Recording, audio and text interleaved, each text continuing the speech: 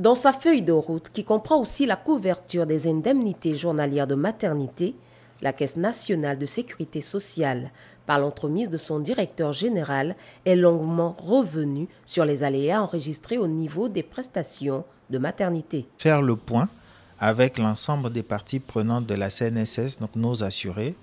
Aujourd'hui, nous travaillons avec les représentants des assurés, mais en particulier sur ce qui est des prestations familiales et notamment les prestations maternité.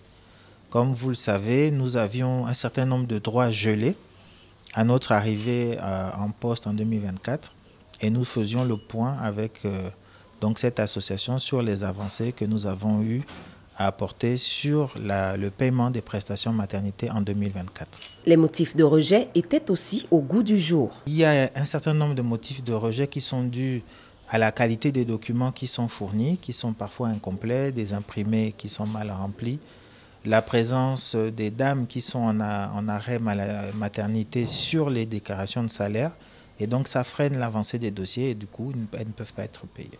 La direction générale de la CNSS est par ailleurs revenue sur les chiffres concernant les prestations antérieures, celles de l'année 2025 et les perspectives pour solder les bénéficiaires. Nous avons liquidé 70% des prestations qui étaient gelées sur les années antérieures et donc il reste 30% des dossiers, plus les dossiers qui sont ceux de l'année 2025. Pour sa part, Mira Ousoukandiaï, président de l'association Mon IGM, Mes Droits, est revenu sur l'épilogue de son association et le motif de cette invitation. Nous sommes venus répondre à une invitation de la Caisse nationale de sécurité sociale qui a bien voulu nous faire le point sur l'état d'avancement des différents dossiers en suspens concernant la question des IGM. Au sortir de la réunion, la satisfaction se lit déjà sur les visages.